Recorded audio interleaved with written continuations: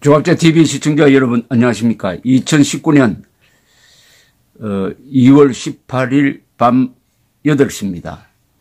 미국에서 또 한 권의 책이 나와서 화제가 되고 있습니다. 앤드류 맥케이브 전 FBI 국장 대행 Threats, 위협이라는 책을 썼습니다. 위협 내용은 테러와 트럼프가 위협이다 이거죠. 트럼프가 위협이라는 겁니다. 미국 국민들에게는. 이 책에는 아주 흥미로운 내용이 많습니다. 이 맥케이브라는 사람은 FBI 국장이 트럼프에 대한 수사를 강행하니까 트럼프가 파면을 해버렸습니다. 사실은 해임을 해버렸습니다. 그 뒤에 맥케이브가 바로 FBI 국장 대행을 하게 되었습니다. 이 사람은 오랫동안 FBI에서 일했던 사람입니다. 그런데 맥케이브가 중요한 증언 2개를 했습니다. 여기에 뭐냐? 그게 2017년 초입니다. 코미 FBI 국장을 대통령이 해임하는 것은 아주 이례적인 겁니다. 이 해임하는 걸 보고 FBI의 지도부에서는 회의를 했는데 이것은 명백한 사법방해다. 즉 FBI가 러시아와 트럼프의 선거 캠프 사이에 일어났던 2016년의 어떤 음모, 유착, 이걸 수사를 하려고 하는데 이걸 방해하는 거니까 이것은 우선 첫째가 사법방해다. 2번째는 트럼프가 간첩이 아니냐, 푸틴에 의해서 포섭된 간첩이 아니냐 하는 의심이 간다. 그러니까 자기의 범행을 감추기 위해서 코미를 이런 식으로 해임한 것이다. 이런 의심이 생겼다는 것입니다. 그래서 대책회의를 하던 와중에 이 당시에 법무부 차관이 제너럴 로젠스타인이라는 이 법무부 차관이 있었는데 이 사람하고 이 FBI의 국장 대행 그리고 하여튼 수사기관 법무부와 FBI의 수사 지도부들이 만나서 논의를 하는 과정에서 저런 대통령을 저 자리에 두면은 미국의 안보가 위협이 될 것이다. 그래서 수정헌법 25조에 의해서 트럼프 대통령을 몰아내야 되는 거 아니냐 하는 이야기가 오고 갔다. 그 중에 그런 이야기를 하던 중에 법무부 차관 로젠스타인은 이런 이야기를 했다는 겁니다. 그럼 증거를 잡아야 되니까 자기가 트럼프를 만나러 갈 때 몸에 도청장치를 몸에 감고 가면 어떻겠느냐. 자기는 트럼프 대통령에게 보고하러 갈 때 몸 수색을 당하지 않는다. 라는 이야기를 했다는 겁니다. 이런 이야기를 했다는 것은 그 전에 언론에도 좀 보도가 됐는데 이 맥케이브가 확인을 했습니다. 그런 논의가 있었다. 그런데 거기 참석했던 사람 중에 증언은 약간 달라요. 어떤 사람은 아주 냉소적으로 농담하듯이 했다는 이야기고 이 맥케이브는 CBS와 며칠 전에 인터뷰하면서 아니다. 진담으로 했다. 그러니까 몰아내기 위해서 약점을 잡기 위해서 현직 대통령이 약점을 잡기 위해서 그것도 다른 사람도 아니고 법무차관이 몸에 도청장치를 하고 가야 될 정도로 심각하게 봤다는 겁니다. 그런데 이 수정헌법 25조는 어떻게 됐냐면은 이 케네디 대통령 암살 이후에 만들어진 개헌된 내용입니다. 헌법에 들어가기를 대통령이 유고 상태다. 도저히 직무를 볼 수 없을 정도로 문제가 많다고 생각되면은 부통령과 그 강요들이 그런 결의를 해가지고 직무를 정지시켜달라는 편지를 미국 의회로 보내면은 의회가 그것을 심사를 하게 돼 있는데 사실은 이게 탄핵보다 더 어렵습니다. 왜냐하면은 그것을 접수를 해가지고 대통령의 직무를 정지시킨 다음에 파면시키려면은 하원, 상원의 합쳐서 3분의 2의 지지를 받아야 됩니다. 3분의 2의 지지를 받아야 되는데 지금 탄핵은 하원에서 과반수의 결의로서 탄핵안이 통과됩니다. 그게 상원으로 올라가요. 상원에서만 3분의 2의 지지가 있으면 대통령이 탄핵이 되는데 미국 역사상 그런 탄핵된 사람은 없습니다만 2번 그런 시도가 있었습니다. 다 부결이 됐어요. 상원에서. 그래서 사실은 이게 현실성이 없는 이야기였는데 그 정도로 트럼프 대통령을 의심하게 되었다. 의심하게 되었다. 더구나 푸틴의 간첩이 아니냐. 그럼 푸틴의 간첩이 아니냐라고 생각하게 된 이유가 뭐냐. 이 맥케이브가 이런 이야기를 합니다. 우선 맥케이브에 대해서 좀 아실 필요가 있는 게 이 맥케이브는 트럼프 대통령에게 유감을 가질 만합니다. 코미가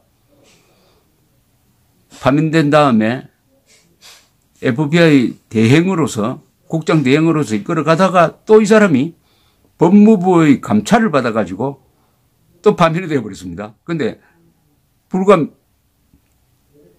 몇 시간 전에 그러니까 자신이 퇴직 이후에 연금을 받는 기한이 차기 몇 시간 전에 파면을 해가지고 이 사람은 연금을 못 받아요.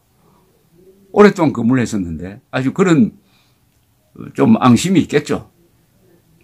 자, 이 맥케이브가 말하는 왜 간첩으로 의심을 했느냐는 건 이거죠. 트럼프가 우선 제임스 코미 FBI 국장에게 자신의 안보보좌관인 마이클 플린에 대한 조사를 중단시켜 달라고 요구를 했다는 겁니다. 이 마이클 플린은 러시아와 계속 긴밀하게 접촉했던 사람입니다. 그러니까 의심하는 거죠. 아, 이거 러시아 커넥션이 심각하구나. 두 번째는 트럼프 대통령이 코미를 파면하는 그 이후에 이 러시아 문제를 집어넣어 달라고 당시에 법무차관한테 부탁을 했다는 겁니다. 그러니까 러시아 수사를 하기 때문에 내가 파면한다는 그 대목을 꼭 넣어달라고 했다는 겁니다. 그 다음에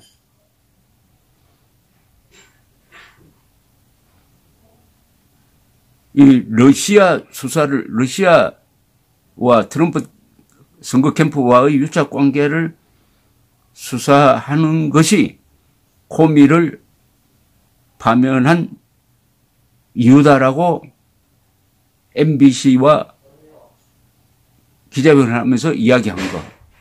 이거. 그 다음에 네 번째가 코미를 파면한 다음에 러시아의 고위 관리들을 백악관에서 만났을 때, 아, 이제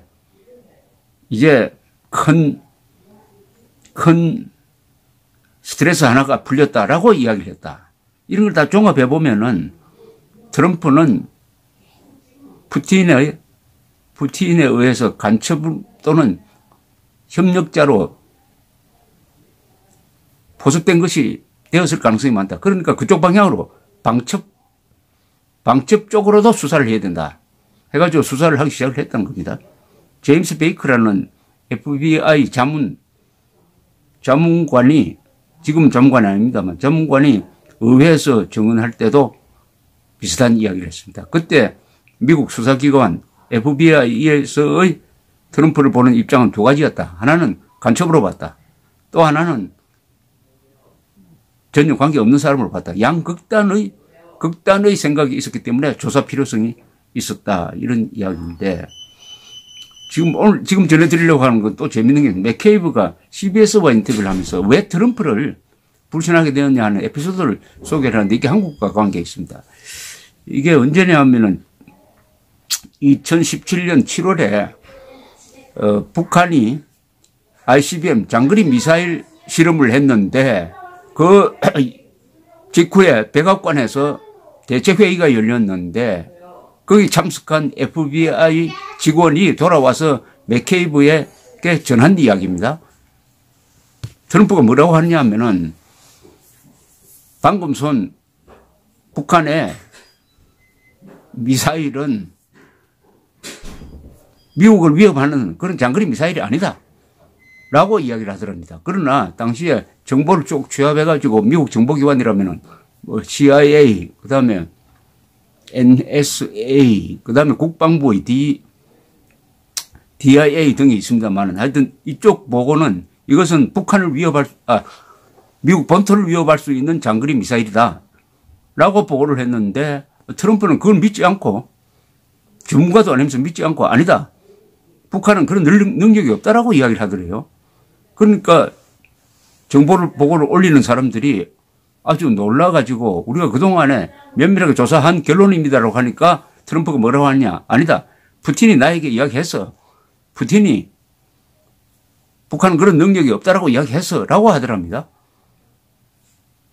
그래도 정보기관 사람들이 자신들의 평가를 올리니까 그거 다 쓸데없어. 나는 푸틴을 믿어. 이렇게 이야기를 하더랍니다. 미국 본토를 위협하느냐 안 하느냐는 중대한 정보에 대해서 오랫동안 추적을 해온 미국의 정보기관은 믿지 않고 푸틴 말을 믿더라는 겁니다. 푸틴 말을 믿더라. 어떻게 이럴 수가 있느냐.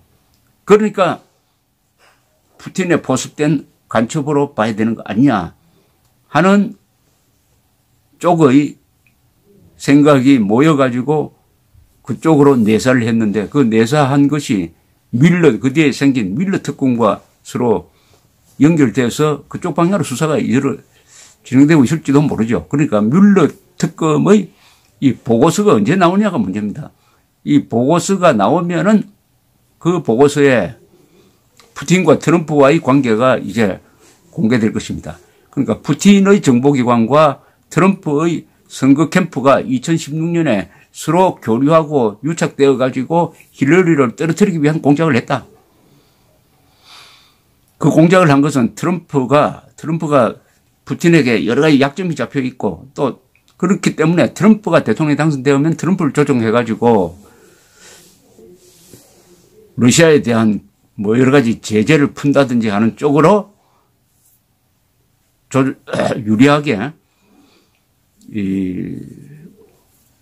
장난칠 수 있다 하는 계획을 가지고 2016 대선 때 푸틴의 정보기관, 트럼프의 선거 캠프가 공모를 했다 하는 쪽의 만약 발표가 나온다고 한다면은 트럼프 대통령은 2020년 재선에 출마할지도 모르고 출마할 수 없을지도 모르고 어느 공화당 상원 의원이 이야기했던 대로 감옥에 갈지도 모르는 이런 상황에서 트럼프 김정은 회담이 벌어진다 하는 것을 좀 생각하면서 이번 하노이에서 어떤 일이 벌어질지를 관찰하는 것도 흥미로울지 않을까 생각이 들어서 말씀드렸습니다. 감사합니다.